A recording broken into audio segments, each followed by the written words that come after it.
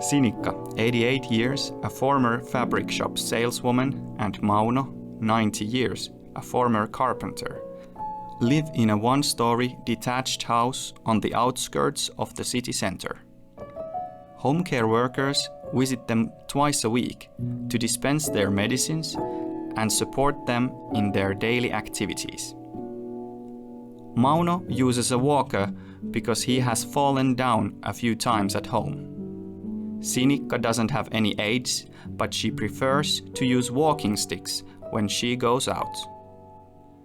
Sinikka cooks daily, but grocery shopping is difficult for her. Both Sinikka and Mauno have several chronic diseases which require medication. Mauno also suffers from dementia. When Sinikka has been out doing errands, Mauno has sometimes left the house without outerwear in cold weather and hasn't been able to find his way back home.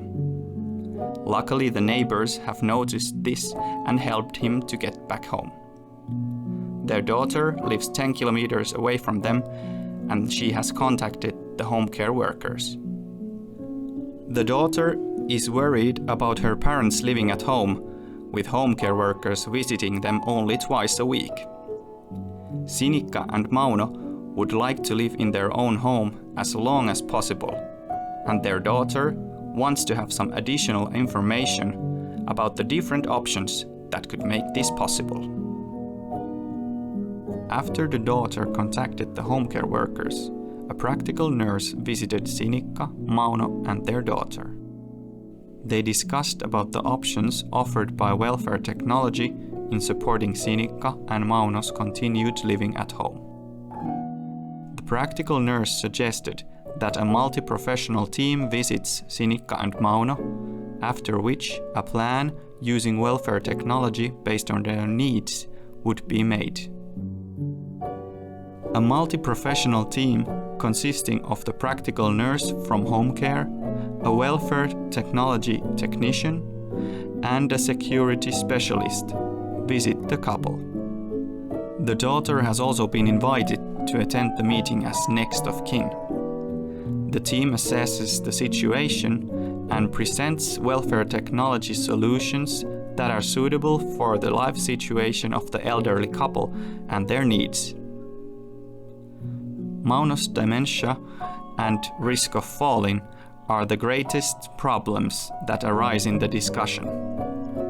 The aim is to support the elderly couple's continued living at home and to secure their daily life by using welfare technology.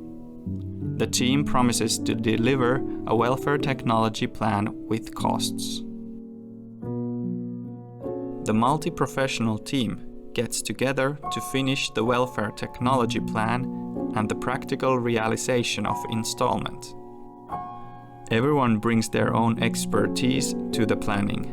The practical nurse knows about the couple's functional capacity, the challenges that derive from their chronic diseases, and their need for care and support.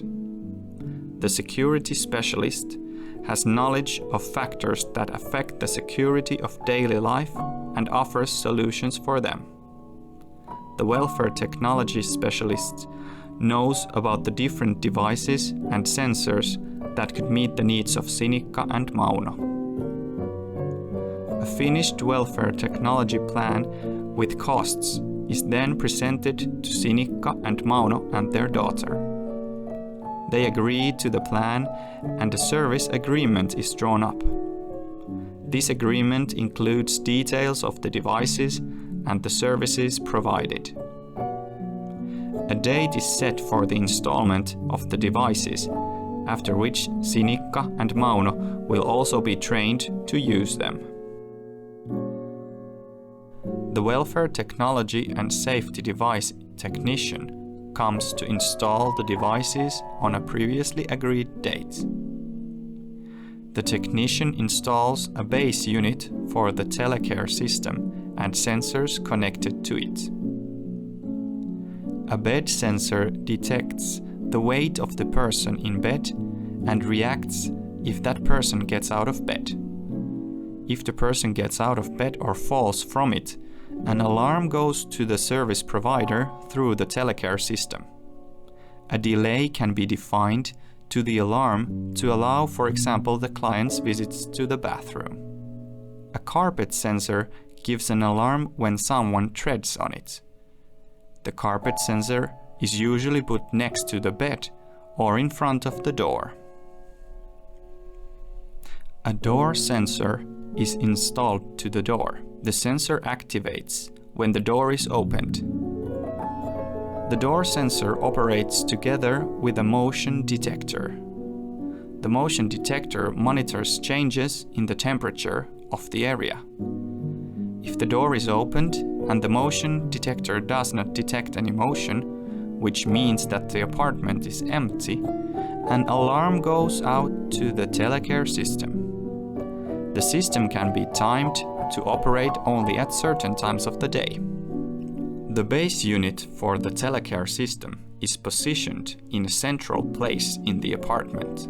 The telephone operates both as a speaker and as a microphone. If the client has fallen and can't get up without help, he or she can still talk with the operator of the alarm receiving center. All the sensors are wirelessly connected to the base unit, and through the base unit, alerts go to the service provider. Alerts can also be transferred directly to the client's family. A personal alarm gives information about the vital body functions of its wearer and functions as a pendant alarm, which can be used to call for help. It can also be used as a medication reminder. When the devices have been tested, clients are introduced to the features of the devices and trained on how to use them. They also learn how to alert help with the personal alarm. Sinikka and her daughter get to test the devices. The daughter is shown how to use the devices so that she can help her parents when needed. She will also know what to do when problems occur. The practical nurse stays with the clients afterwards to support and motivate them to start to use the new devices. Sinikka and Mauno's continued living at home is now possible with the help of welfare technology. And even the daughter doesn't have to worry so much about her parents.